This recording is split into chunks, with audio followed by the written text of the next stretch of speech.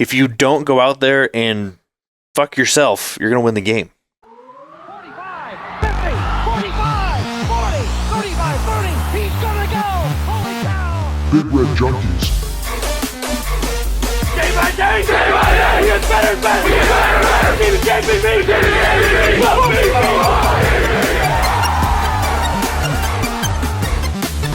Oh, man, woman, and child, he just turned this stadium inside out. So it's Northwestern week. Some people call it Northwestern Hate Week. For me, it's more of a... Who hates Northwestern? Can we get the fucking... I hate losing to them. Can we get the fucking Ireland game out of our minds from last year? Can we do it? It was until you reminded me of it. Yeah, no shit. Dickhead. Are you going to talk about the onside kick again, or I like to think about... The worst call in football history? I don't know. That's not accurate. It was a bad call. That's not accurate. There have been some calls that have challenged it here this last couple of weeks. I was going to say. Miami choosing not to kneel the ball and stuff like that. There's been some weird ones, but they cost them all the game the same. Yep. I like to think back to the last time we played Northwestern in Memorial Stadium. Yes. That's what I like to remember. Yeah, let's do 2 years ago again instead of last year. I'll take that. That'd be nice. Couple things we learned this week in the press conference. We officially have a named starter for this game. I was kind of surprised by that too. I feel like it was one of those. I wasn't surprised that it was Harburg. I was surprised that he announced it. Do you think the announcement came as because I feel more and more this last couple of weeks, it seemed like Rhule had, like the last 3 weeks basically, Rhule has started to speak to his team more and more through the media. It's not stuff that I think that they're hearing for the first time coming through his press conferences, but I think some of the things, like the calculated moves he's making to say certain things in his press conferences, very, very Phil Jackson-esque, I'm trying to motivate my players through what I'm saying to the public. And this seemed almost like one of those, you've earned it. Officially, I'm announcing it. I'm acknowledging this publicly. You have earned it. Here's your motivation. Now fucking seize the day. Do you think some of that's because he knows the players are listening, and so he wants everybody saying it instead of just the coaches? The thing is, I think they've been saying it for a couple of weeks, especially the players. If you listen to the players in those press conferences, all they talk about is what Harburg is doing and Harburg is talking to us about this and Harburg is saying that. Like, they talk about Harburg like he's been the starter all season anyway. I think that Rhule is talking to the players a lot more, but I think it's more about mental stuff, not necessarily about who's starting, who's not. But I think this is kind of one of those mental things. This is he's publicly acknowledging, he's publicly saying, because to this point, ultimately what has been said in the media, Rhule has not given him that you're the starter seal of approval. He has always said it's a competition.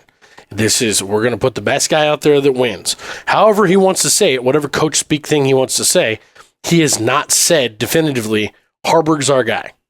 And it felt like on Monday, he finally said, Harburg's our guy. You got it, buddy. Carpe diem. I think the biggest factor in this is all of the other weeks, Sims has not been 100%. So he could always lean on, well, the other guy's not healthy. So He didn't have to.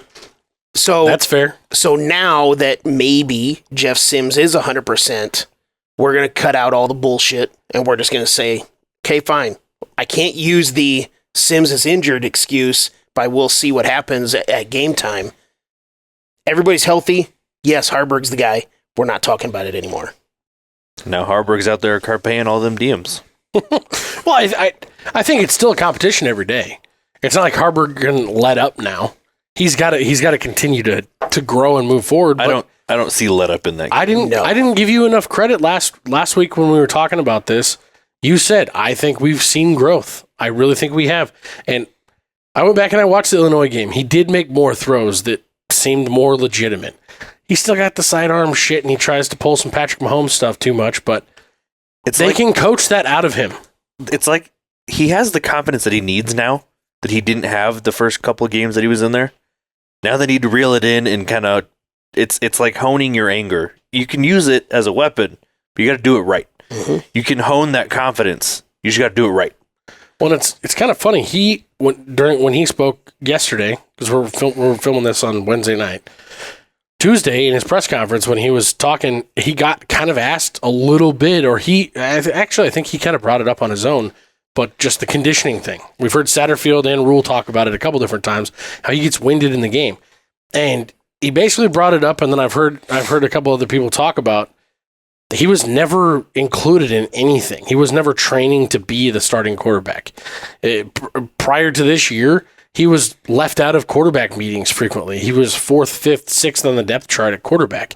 He was never traveling with the team. He wasn't doing all these things that really take more, like you have to be more engaged. You have to be in better shape to be a starting quarterback than you do to be the guy riding the pine and fetching playbooks and things like that. I also don't know that they were expecting to use the quarterback in the running game as much as they have to now with Harburg. Yeah. So I don't know that they were expecting to need this much out of the quarterback position as they do now with all of the injuries specifically at running back that are happening. I'd be curious to know what Satterfield's offense was supposed to look like by this point. I think we'll find out more next year. Well, I don't know about this year. You can't find out this year because they don't have the guys. And it's literally just a curiosity. I also have to peel that back just a little bit because I think I disagree with you from the standpoint of Jeff Sims still ran the ball 19 times in the Minnesota game. Yeah. Like that was the closest to what they thought the offense was going to look like was the Minnesota game. So the fact that he was, like we talked about after that game, he ran the ball. He was the only one in double figures of carries that game, and 4 of them I think were sacks, whatever. But still, they intended to run the quarterback a lot. I just don't think he was planning to start. I disagree that going into the season they planned on running the quarterback 19 times. I don't think that was the game plan going into even the Minnesota game. It's just how the game turned out. That is strictly my opinion. Right, yeah. I have no idea. I'm just saying the way that they talked in the offseason did not give me the impression that this was a quarterback-driven offense as far as running the ball. Well, Rhule made the comment. He's like, Satterfield would love to throw the ball down the field every chance he gets. He was kind of calling people out like, hey, we're working with what we got. Most of that Shut the fuck up. Most of that was a little exaggeration stuff, but it was. The point he was trying to make was, we're working with what we have. Yeah. Shut up. Yeah. Like, stop trying to tear my guys down because everybody's listening. Yep. Now, what I want to see is... I felt called out. Now that we know that we have 2 young guys in at quarterback and receiver, let's start connecting the Malachi Coleman ball a little bit more. Well, not just... we can get some rapport going on. And this will go into one of the questions, but it's not just Malachi. They talk up Jaden Doss like crazy. Yes. So he almost won't mention Malachi without talking about Jaden Doss. Light them both up. I think it's kind of like the way that Scott Frost used to talk about what's that kid's name? He never really played much for us. I bet it was a Nebraska kid. I can't remember. I can't. No, actually, you know who I think it was? I think it was Boodle when Boodle was like a freshman and a sophomore. I don't remember. And you got to connect the dots. And he was like 3rd or 4th string, and Scott Frost would get asked. It's like after Anthony Grant went off for a huge game early in the season last year. And somebody's like, "What do you think about Anthony Grant and this and that?" And he's like, "Yeah, well, we've got all these other guys back there." And like, I bet you're thinking of Brody Belt. Maybe. Oh, yes, yeah. He like Scott Frost would never let starters be mentioned without bringing up this like no-name person at the back of the depth chart. Yep. And Rhule, it feels like he does that with Jaden Doss every time Malachi gets brought up. Rhule's like, "Well, yeah, he's there and he's awesome, but remember, Jaden Doss is over here." Yeah. Get them both involved. I don't care. Well, they have to. Just start completing some more goddamn passes. They have to. Billy Kemp doesn't get himself open enough. No. Like if we're going to do anything other than throw the ball to Thomas Fidone and do jet sweeps with Billy Kemp, that's the only way we're getting the ball out right now. So one of them is going to have to start catching the ball. Yep. But we got to start throwing to him, and that's as we start to hone some of that confidence and get him to pass the ball better past 5 yards. I think we're going to see our offense open up a little bit. At least I hope. All those guys are getting reps now, too. Which also goes back to what I said towards the beginning of the show. I mean, Coleman's a permanent starter now. How is Satterfield's offense going to have the ability to adapt with that week off? Yeah. And we'll find out, I guess. 6 months. It's a long time. Well, there's such a difference in athleticism. when it comes to some of the younger guys that are now going to get that shot by force. Yeah. Because those guys are more athletic than the ones we were trying to throw out there. Trial by fire right now. They need the permission to go do their thing. They've got it. Mm-hmm. Malachi's looked good on film in everything that he's done that I've seen. So other than the games this year. So I would love to see him get a couple opportunities that actually come down within catchable range, down the field a little bit, and let's see what happens. But they got to be in catchable range. And this is by no means, this is going to be construed as this way, but I'm not trying to criticize Malachi Coleman or say anything that I heard, anything, whatever else like that. But just like with what I talked about with the MJ Sherman stuff, about this uber talented guy gets recruited by Georgia, all these stars, whatever. Sometimes it's hard to adapt to the college game, especially right away. Sure. That could be happening with somebody like a Malachi Coleman, who's uber talented, just dominated the lesser talent that he played against. And just the transition sometimes is hard. It doesn't mean that he can't elevate, whether it's this year or in the future years, but sometimes just the initial transition is hard.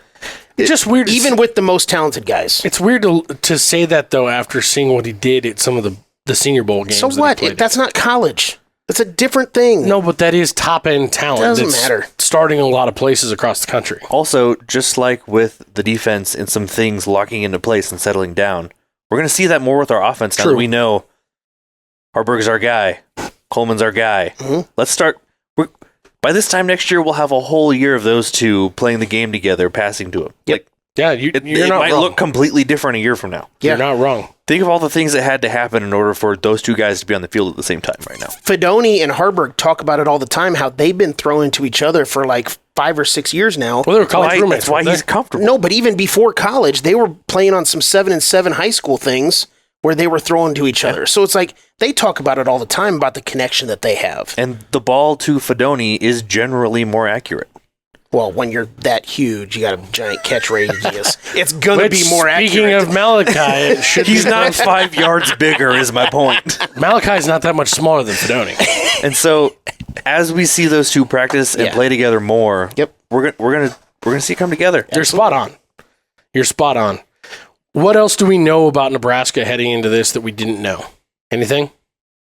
We haven't got that much out of this bye week. No. No, I mean update-wise, other than actually naming a starter. Which one of us is drinking? No shit. No shit, man. Not me. Hey, remember, I still got a newborn. That's true. You were up at 4 I'm o'clock still sending us running- memes. He's You going to were be up at using 4 that a.m. excuse sending for us 2 memes. years. Yeah, I was up at 4 o'clock sending memes. So We're going to be doing the 2026 show. I got a newborn. yeah, we'll be talking about natties. Also that, yeah. No, I mean, other than, Reimer getting back healthy and, all that stuff. That's big. bigger news than Yeah. really we've talked about to I this agree. point. I fully believe, is the biggest brand in our defense. I agree. And so our defense, in my opinion, is going to look stout as fuck this week. I agree. I agree with that. Outside of that, we haven't really heard anything. No. What do we know about Northwestern? It sounds like they might be down their starting quarterback. Possibly. Starting quarterback, one of their, kind of do everything wide receivers might not be playing. AJ, brain farting on his name because I was scrolled. Oh, AJ Henning. He's questionable. Both of them might sound like they had upper body injuries. They didn't really say. Because I watched that Howard game and they were talking about that. And they Sore really just nipples. say, I think that's probably on the injury report. You can't win a Can't marathon. Run a marathon without putting some Band-Aids on your nipples. They are not very good team.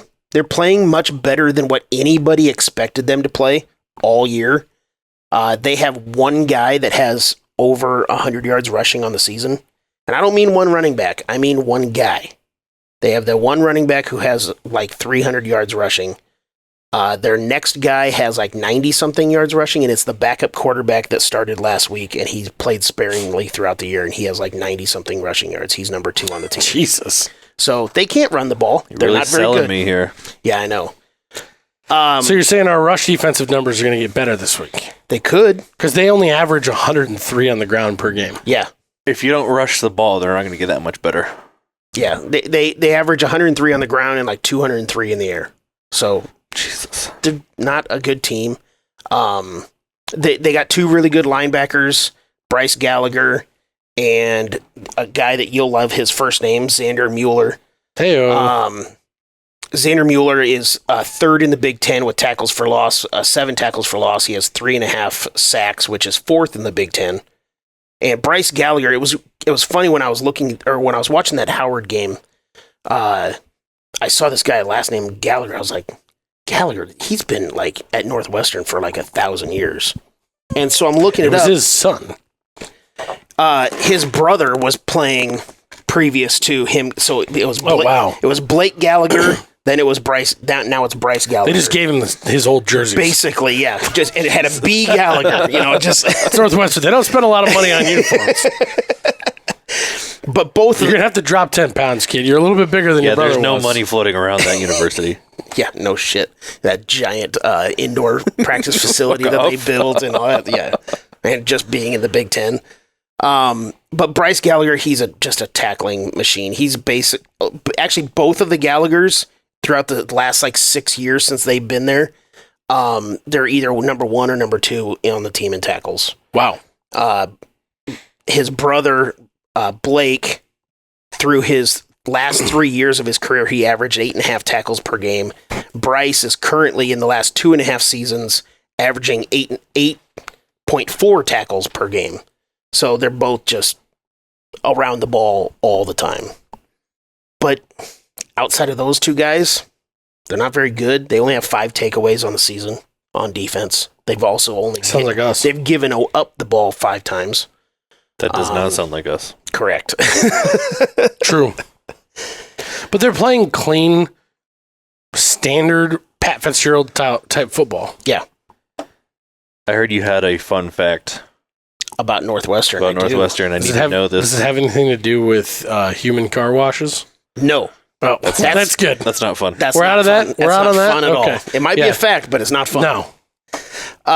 So in 1930, Northwestern went 7-1. They were ranked 4th in the country. They shared the Big Ten title that year. Going into the 1931 season, there was a lot of hype for Northwestern coming back. Apparently, they had a lot of guys coming back. I don't freaking know. They're all old. Northwestern Most of them opened. are probably dead right now. Oh, yeah, probably all of them. Northwestern actually opened the 1931 season against Nebraska in Evanston. So it kind of ties in. Oh, for wow. Nebraska. Yeah, okay. It was the second game of the season for Nebraska, but Northwestern's first game, it was on October 3rd, 1931.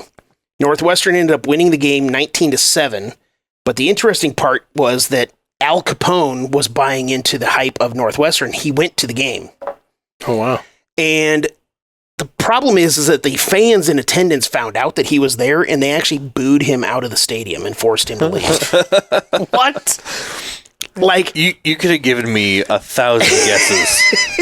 Wouldn't have got to that one. Nope. I wouldn't even gotten close. So I was telling my buddy Mike about this, and he's like, that takes a lot of balls to boo Al Capone out of What's he going to anything." do? Kill 1,000 people? Well, he's Maybe a couple hundred, but not it's 1,000. just outside of Chicago where he was. Draw the so line at 1,000. whatever. But then, so I was reading more about Al Capone just as far as in 1931. Literally 2 weeks after this game happened, he got convicted to 11 years on tax evasion. Yeah. So That was the end of his run. maybe Northwestern fucked him up. maybe the fans were like, well, we know he's about to get convicted. Let's boo him. And who the fuck cares what the ramifications are? Because he's going to be gone for a long time. What a weird. That's the end of him, too. But yeah, Jesus Christ. That is an interesting fact. but against Nebraska, Al Capone was there and he got booed out of the stadium. That's fucking crazy. It's as close as Nebraska ever got to Al Capone. Yeah. That's quite the tie-in. Yeah. Jesus. quite the yeah. tie-in. The fact that it was against Nebraska, I'm like, I have to use this one. I mean, it Could have given me a Oh, year yeah. of Sundays and I would have dropped up that situation. Jesus. Makes me want to go watch some gangster movies. Oh, shit. See if I missed anything about Northwestern football. I'm going to have to go watch Boardwalk Empire again and see what's going on there. That's wild. Find some Al Capone documentaries and see if that's in there. Oh, yeah. Have you ever watched Boardwalk Empire? No. Oh, dude. I'm not a mafia guy. Oh, Those type of that's fair. Jen doesn't watch anything that doesn't involve a jersey. Al Capone was coming up in the Jersey area, like as a basically teenage gangster. No, a team in this jersey, show. not the Jersey area. No, I got it. I got it. I knew you were going to go there when you said I had to talk about it, man. Shit. Well, unless you have anything else interesting about Al Capone or Northwestern. I do not. There's a lot of other interesting things about Al Capone that isn't that he can't go to a Northwestern game because without getting booed out of the stadium. Can't do it. Al Capone could do almost anything else in life. Couldn't go to you, Northwestern syphilis games. motherfucker. Damn Get it! out of here. I'm never coming back to a Northwestern game. Good, because you're going to jail. You for never 11 go years. to another college game ever. You're going to prison and then hell. Bye-bye. Let's jump into the questions, man. All right, How many did you get for this week? I got 7. 7 questions coming in hot. When we kind of talked about it with the Malachi Coleman, Jaden Doss, with Marcus Washington now gone, our wide receiver room getting thinner and thinner and thinner. I had this question for the Colorado game, and that didn't turn out very well because we don't throw the ball to our freshman wide receivers. So I'm going to bring it back. Total receptions by our 3 main freshman wide receivers, Jaden Doss, Jalen Lloyd, and Malachi Coleman. So those guys combined catches, not targets. I had targets, I guess, for the Colorado game. I didn't have catches. But now they have to catch the ball. I have the number at 5.5 combined for those 3. Nebraska averages 11 receptions per game. Kemp, Fedoni, and Bullock, who are the top 3 guys remaining, they combine for 5.5 catches per game. So I basically just made up the difference of the 11. So who did you put those 3 guys? Malachi Coleman, Jaden Doss, and Jalen Lloyd. Our freshman wide receivers. It's the guys that are going to play. So 5.5 combined catches. Matt, I'm going to let you go first. I think the biggest thing is we don't throw the ball very much. We also don't complete very many passes. So it's like He's 50 for 96 on the season. yeah, He's already letting me go He's first. basically 50%. So He's already letting me go first, so I'm going to say my answer before he does so I can feel good about it. I'm taking the under for 2 reasons. One, I think those guys are still going to get some looks, but it's more of a prove it for me on that point. They're just not catching the ball this year. it's also, we talked about how Harburg has a tendency to throw the ball 20 yards over a guy's head. And these are catches, not targets. Right. And these are also deeper threat guys. And so I think we're going to see more Fedoni. I think we're going to see more Kemp in this game. I also think we're going to run the ball like crazy. Mm-hmm. Yeah, they give up a shit ton on the ground. They're not great at the rush defense. And even though that our running back room is lacking, and it will be for the remainder of the year, we still got Grant in there. We got some good talent in there. So if we complete 10 passes in this game, I'll be happy. Mm-hmm. And I think at least 6 of those are going to those top 3 guys. So I'm taking the under. Okay. By the way, you said those 3 freshmen are deep threat. We don't know that. Oh, that's true. Let's be real. That is true. Malachi Coleman has 1 catch for 5 yards. So They're supposed to be deep threat guys. I'm just saying. Facts. I'm just going to be a contrarian here and say I'm going to go with the over on this because this feels like one of those games where we're going to have to do something. Like we're going to do something out of the norm. I feel like the first series. I hope not. I think the first series they're going to try and come out and get Harburg's confidence up a little bit, throwing the ball to some short stuff, and I think that those younger guys are going to do a better job of getting open. So I'm going to go with the over. I think Malachi probably has 4 catches in this game. I knew you were going to go with the over. That was how much you just drool over Malachi Coleman. Anything that questioned Malachi Coleman. It's like you with Bailey Kemp. Over. Give me a year. I may change my mind. Yeah. I'm just saying. Bailey's let me down. I disagree with most of what you said as far as how we're going to run this offense. No, kiss this thing. Keep it simple, stupid. Just go out there. Do what you can do best. I don't know exactly what that is. That's what Satterfield hasn't been good at doing. That's what we need to do. That's what you have to go execute. Yes. I get it, but that's Just not go what execute. That's not what Satterfield's been good at doing. In moments where he feels like he has the opportunity, But having he a week tries off- to move it. Having a week off to emphasize. More than a week. I get it. Yeah, I know. I get it. I think they're just going to keep it simple and just move the fuck on. And I think Rhule will have reeled that in some at this point. That's another I think it's part. more, hey, we know what works. Go do what works. As much as Rhule always says, I don't micromanage my coaches. That's not micromanaging. But he always wants to bring it. I agree with you that it's not necessarily micromanaging, it's doing your job. But Yeah, because he really just kind of said that at the press conference the other day. He did. Sometimes guys just need a reminder. Go do what works. Yeah. Well, Go. I will also say, Just get out of your own way. I don't and just exactly. I don't think, and that's something that's been one of my biggest gripes about his play calling, is that just like I keep going back to that La Tech game where we come out, we had just ground pounded it all the way down the field the series before, and then he comes out and he throws 3 straight balls. We go 3 and out. It's those moments that have made me say the Minnesota game, not the La Tech game. no. It happened in La Tech too in the third quarter. Well, I was thinking of the Minnesota when we did that. I'm sorry. That happened a couple times at Minnesota, but I'm talking about against Louisiana Tech. He's feeling himself. We're up a little bit, and then he can't help but step on his own dick.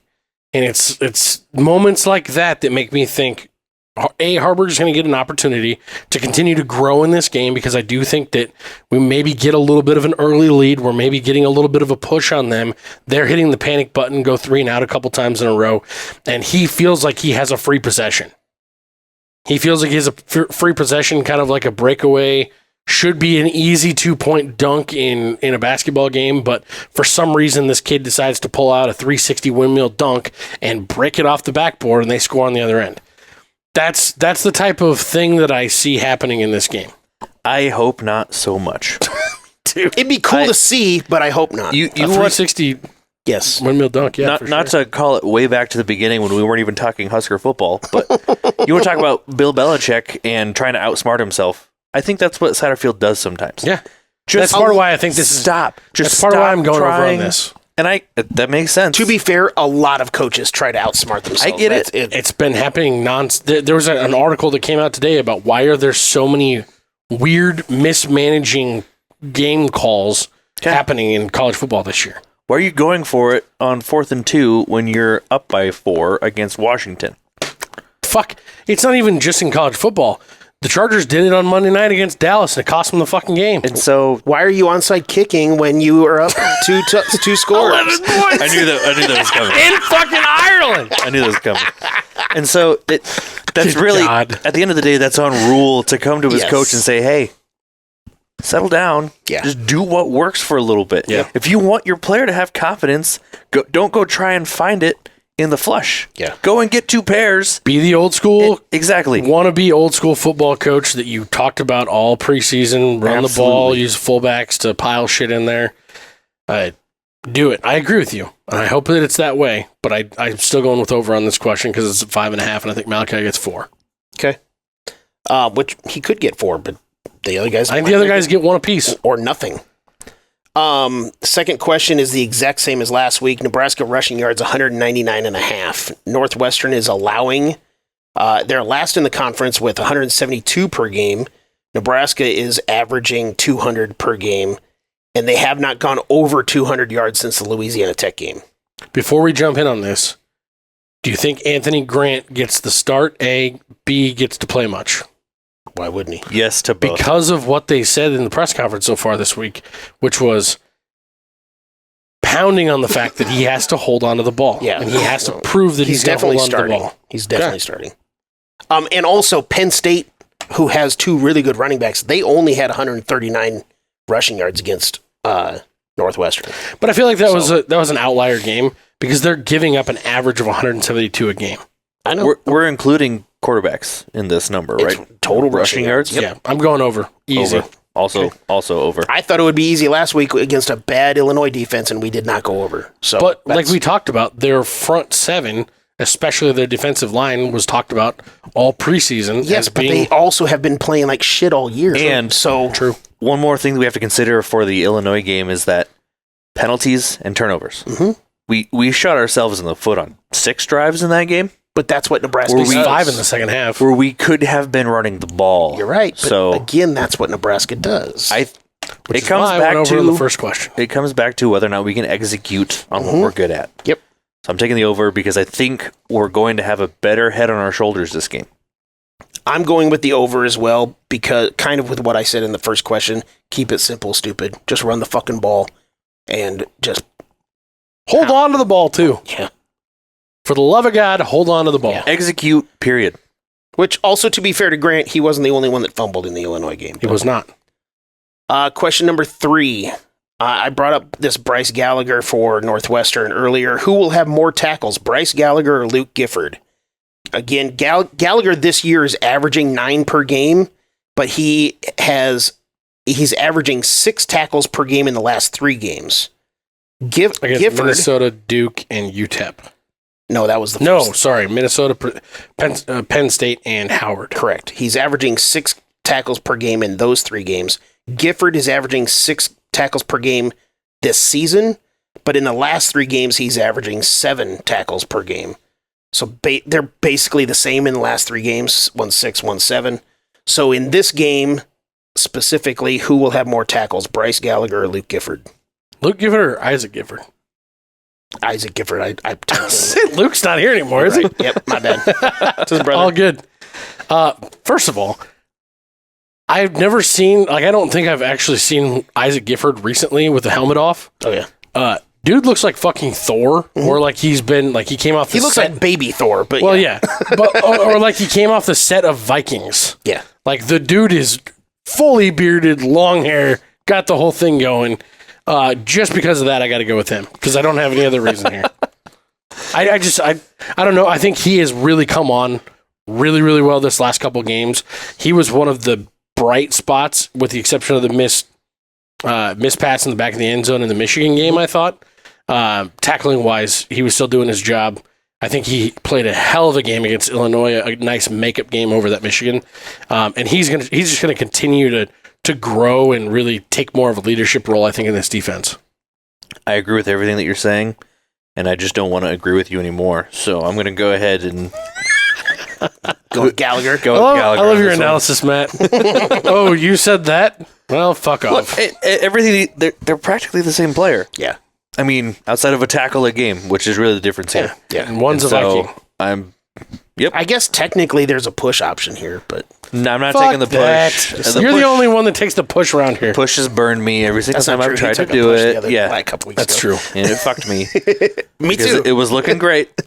So Usually there is some pushing and fucking. and so I'm taking Gallagher on this one. Okay. I'm going to take Gallagher as well, mainly because BJ took him. no, because he took Gifford. I'm taking Gallagher because I think we're going to run the ball so much, and that's going to give more opportunities for the linebacker to make more tackles. Sure. Yeah. And it comes down to hoping that we just do what we do. Yeah. Northwestern passing yards, 199.5, basically the same as what I had the number for our rushing yards. Nebraska is last in the conference at 200, giving up 247 yards per game passing. We allowed 289 against Illinois, which is really bad. Northwestern only averages 203 passing yards per game. That number is actually kind of inflated because they had 400 against Minnesota. And the only other time they've gone over 203 was once at 207. So there was a part of me that wanted to have, probably says that number should be lower. Like 175-ish. But The other thing is, though, too, they played we're two not really good good at defenses. we're not good at pass defense. They've played right now, two so- really good defenses in Penn State and Duke. Mhm. So I'm gonna go with the over on this, only because I think this game does stay closer than I want it to, and they're not going to get that done on the ground. Yes. What was the number you said it at? 199.5. Are they going to get to 200? Basically, are they going to get to basically their average at 203? I got to take the over too. Okay. For the exact same reason you said. I think they're going to get down in this game. I think they're going to try a lot of shit through the air to try and get back into it. I don't know if it'll be successful down the stretch, but I think they are going to get yards out of that. And the way that our defense has played the run against everyone, they try and use a lot of super quick, get it out to the flats, passing. You just compile yards. Well, you compile catches. Yeah. That way, but yeah, you're always going to get your 2, 3, 4, and they're probably going to throw it 40 plus times in this game, like every other team that we've seen to have played. So that's the only reason I think that's going to happen is they're going to end this game with like 255 yards, and 210 of it's going to be in the air. Yeah. If not more. I could definitely see our defense putting up a negative yardage on their rushing game this week. I don't know about negative, but keeping them under I'm going to 50. take it. Why? Then I know what your answer is going to be on the last question. I'm going with the over as well, but I think it's going to be pretty close. I think this game's going to be close. I know we're not there yet as far as picking the game, but just in case this game does get out of hand, they're going to have to throw the ball to do anything. So, and also, if they can't run the ball, they're going to have to throw the ball. I think just by sheer volume, like you talked about, possibly them throwing the ball 40 times, by sheer volume, they're probably going to get over 200. How much of a passer is their backup quarterback if he ends up playing? They're both basically both quarterbacks. Same dudes. Are yards per attempt is like just over 5 yards per attempt. So they don't Dink and dunk, short Yeah. stuff, exactly like what has killed our passing defense this year. Yeah. This question will be at your heart, Matt. Billy Kemp touches, not you, but Billy Kemp touches, offensive touches. Me? So I this, know that thought went through his Say head. what you need to say. Oh my god. Ooh, that might have to go into the intro song. Just like throw a Matt in the background. These are just offensive Little desk touches. cant in the background on top. These are not punt returns, so those don't count as touches. Just running Fuck the ball. that, it's a touch. He's touching the ball. No. Whatever, man. Those are all going to be over the head. He's just catching the ball there. What is it? The ball. 3.5? 6.5. 6.5? Fuck you, it's under. He doesn't catch that many balls. The kid doesn't get open. He averages. Well, so I take out the Minnesota game on Billy Kemp stats because he didn't have any. He wasn't even targeted. Well, it turns out he was in the game, so you shouldn't take it out. Well, whatever. He averages how many? So in There is the a 5 guy games, who tells Satterfield to get him involved in the game. that's why I'm making this number. So of the last 5 games, he averages 4.4 catches per game. He's averaging 7 targets in the last 5 games. And that's just throwing the ball. He's ran the ball twice. So, he could also run the ball maybe once or twice in this game as well. And they keep talking about how they want to get him 10 to 15 touches a game. So I'm putting the number at 6.5. Talk about it. They ain't been about it. I'm going under. I agree with you. They can talk about it all they want to. I know. He doesn't get himself open. And in the jet sweep game, they were bringing in Tommy Hill in the last game rather than running him. I'm not even going to completely say that he doesn't get himself open. We just don't get him the ball. Because even on he has 7 targets. If the ball's nowhere close to him, it's not about whether or not he gets open. Fair enough. I get it. He's hard to overlook as almost a legal midget. But he's going to have more touches against this Northwestern team. So I'm taking the over. But also, the other thing, This is a trap question for Matt. the other reason why I have this is because, again, with Marcus Washington now gone, do those targets / touches go to Billy Kemp, or are they? And I don't know that Kemp can make the same kind of catches that Washington No. could. I'm just talking about the opportunities. Yeah. I think you're calling different plays because of the fact that he's out. Yes. So I'm taking the over. You guys both on the under? I'm taking the under, yeah. It Kind of the whole prove it thing. Yeah, no, I get it. Question number 6, turnover margin for Nebraska, plus 0.5. So basically, will we be positive in the turnover margin? Northwestern is even on the season with 5-5. They have 3 games where they did not have a takeaway at all. Nebraska has gotten at least 1 takeaway in 5 of the 6 games. I'm going to go with Northwestern on this. I'm taking the under simply because of the fact that this is a prove it thing for me, and they have not proven that they can hold on to the ball. No. Even if we start much. getting some turnovers, we can't hold on to the ball. And I think that's one of those getting over your skis, getting too excited at the end of the game. Yeah. You got a freshman that catches something or is running something. I don't trust it. Okay. I have officially had enough whiskey that I'm taking Nebraska on this one. That's the only reason. All right, Matt's sleeping on the couch tonight. That's the only reason that I can honestly take that, because we haven't proved it to this point. The only reason is because you've had enough whiskey? Yeah, that's what he said. Nailed it. No, Hot take, whiskey shots. it doesn't matter how many takeaways our defense gets. Our offense is going to give up that many. Mm-hmm. But I'm going to take Nebraska just because it can. Just because I don't want to say what BJ said. It's going to be a good week for me. I I don't think that Northwestern is going to be in the positive. So I think it's either going to be even or Nebraska's going to be up. So just for shits and giggles, I'm going to agree with Matt, even though I have not had any whiskey, and I'm going to go with the over.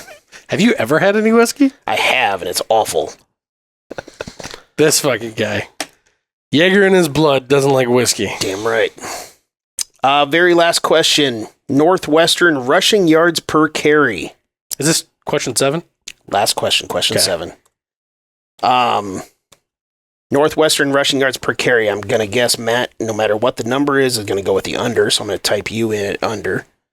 I'm putting the number at 1.8 yards per carry. They are averaging 3.12, which is last in the Big Ten and 120th in the country. Versus Big Ten teams, Northwestern is averaging 1.79, so basically the 1.8 that I put the number at. They only have one running back. Porter. Yeah, Cam Porter. He only has one rushing touchdown on the season. He's the only running back with a rushing touchdown. They allow 22 sacks and 42 tackles for loss. They're near the bottom in the conference. And Nebraska has only allowed one team to get over 100 yards all year. So that number, we're not talking about are they going to get over 100 yards. This is yards per carry for Northwestern, 1.8. I'm going to go with the under on this only because I do believe that we get to the quarterback a couple times in this game, and I don't think they're actually going to run the ball that much. Completely agree. I don't see them having more than 15 to 20 rushes on the game, and they're not going to move the ball well. Their offensive line, they do okay pass protecting. They don't get a good push from what I've seen this year. And like you said, they only have one running back. They're going to be tired by halftime. Also, I just want to say this stat, not that this is going to change any minds, but if you take out the Michigan game for Nebraska, Nebraska's at 2.66 on the season. They are allowing only 1.71 yards per carry on the season. That's just ridiculous. I like it. Gosh, it's ridiculous. I'm going to go with the over, not because I think Northwestern is going to be super successful. I still just think holding a team under 2 yards a carry is fucking hard. Yes, Nebraska is that good. Yes, Northwestern is that bad. But numbers just tell me, that's hard to do. So I'm just going to play the odds and take the over on that one. My only reason that I'm not very comfortable with it. I agree with everything you said, but the only reason that I'm thinking in my own head that this could be a thing is because watching what little I've watched of Northwestern and how many sacks they're giving up, I said they've played 2 good defenses in Duke and Penn State. I don't think either of those defenses, their front line are any better than ours. And I think that they did a good enough job getting to the quarterback that we're going to do a good enough job getting to the quarterback. And there's going to be a couple of those. We're trying to stay in this game. I've got to scramble around and play hero ball, especially if he's a backup quarterback. He's probably going to hold that ball and take one of those 3rd and 13, 20-yard sack type things a couple times in this game. That's why I'm going with that under. Yep. No, I kind of just think that maybe they will accidentally get maybe 2 25-plus runs, and then it'll just skew that number completely.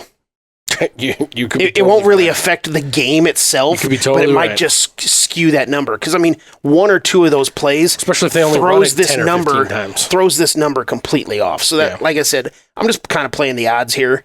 I'm not very comfortable taking the over, but that's what I'm taking, and that's all I got. That's all you got. That's all I got. Well, this game is being played at 2:30 p.m. Central Time on Big Ten Network in Lincoln, Nebraska. The weather is supposed to be about the most gorgeous that you can get this time of year. 64 degrees at game time, partly cloudy, probably just a little bit overcast there, but there's no rain expected. The wind is supposed to be minimal. That's exciting. When you're looking at what Vegas has as odds on this game, it came out, it actually opened at 12.5 earlier last week. And it's gone down. People don't have faith in Nebraska covering that 12.5 mark. It's gone down so much. There's been so much money put on 12.5 plus on the Northwestern side that it's gone down a whole point. Which if About numbers $2 still million. hold normal. That's an extra $2 million on the Northwestern side of that ledger. It's because people don't believe our offense can score that many points. Exactly. This very well could be a 3-10 game. Yeah. So it's Nebraska minus 11.5, which I think is a huge number. The over-under on this one is 41, so they do think there's going to be some scoring in this game. Under. Like I said at the very beginning, I don't care what the number is. Under. I think it's a safe under too, just simply from the fact that I think we are my pick on this game is going to be something like 27-3, 27-6, maybe. You think either one of these teams are going to score 27 points? I do. I don't think Northwestern's defense is good enough to keep us from scoring that much. Because they even I also don't think our offense is good enough to score that much. They give up 23 points to Howard. They give up 34 points to Minnesota. Minnesota's offense is almost as bad as ours. I just don't. I don't see it. I don't see Nebraska scoring that many points. No. I see us scoring 18-24, maybe 24 on the high end. On the high end. Barring a defensive score too. I mean, see, that's the only way I see Northwestern staying in the game is with their defense, and so I'm going to go 21-6, and So you still have us covering. I have us covering, but barely. Yeah, have us covering. Have the under. I agree. As far as I'm going under for the rest of the year. Yeah. Mark it down. I'm saying it now. I think we could put the over-under at what the Iowa-Minnesota game is for this week. It's 31.5. I think, and I'd still take the under. I imagine that's what the Iowa-Nebraska game is going to look like. Exactly. If not or maybe lower. like 27.5. Yeah. We might break a record for an under prediction in that game. This Iowa-Minnesota game, it's the third lowest all-time over-under, and the top two, Iowa has been involved in. In the last couple of years. Well, if you think about what remaining schedule Iowa has and Nebraska has, there's a fair to decent chance you'd be looking at two top 10 defensive teams coming into that game at the end of the season, and two of the bottom 10, bottom 15 offenses. Top 20 and worst 20 for sure. It could easily be a 27.5 point spread or over under. That'll be one of those 6-3 games by the time we get done with the fucking season. Do you have a score prediction, Jed? I don't do scores. But I think it'll be very close to the point spread. I think this game will be more of a struggle for the first half than a lot of people want it to be. Sure. I kind of think it'll be a comfortable game as far as the way that the game is played, but maybe not on the scoreboard. The weather will be nice. And me and my kids will be there, so Nice. we're going to be down there. Very, very cool. Partying, and it'll be. Were you partying ahead of time? Not really sure. I think we're going to try to go to the Unity Walk before the game. I think that's 2.5 hours before East the game Stadium? starts. Yeah. Because one of my girls' friends, this is going to be her first game, so we're going to kind of try to do the things. As far as, seeing players and the bands and stuff like that. Well, he's doing the touristy stuff. Yeah. He ain't passing out in his seat in the first half. No. not taking his daughters to the game. I'm still going to have some Jaeger in me, but no, not like that. Do you ever not have Jaeger in you? I don't right now. It's at least on you. Probably somewhere. I mean, you put it on your calf. So. Yeah, that's true. I think it. I kind of agree with as far as some sort of a score would be close to what you have. Barely 20 for us, and If it's a blowout, I'm gonna be surprised. maybe double digits for them. But if they get double digits, it'll be 10. That's fair. Like- I think the way that we've described this, the way that we've taken all these questions and the way that we've really talked about this game so far, I think we all feel like Nebraska's going to dominate this game. Even if it doesn't look the prettiest, it's going to be a dominant performance by Nebraska. Look, Game control, I think, will be Yes. on Nebraska's side. and just simple execution, like Yeah. we've been saying. It's if you don't go out there and fuck yourself, you're gonna win the game. Go Big Red. And this may be the most unbelievable night in Cornhusker football history.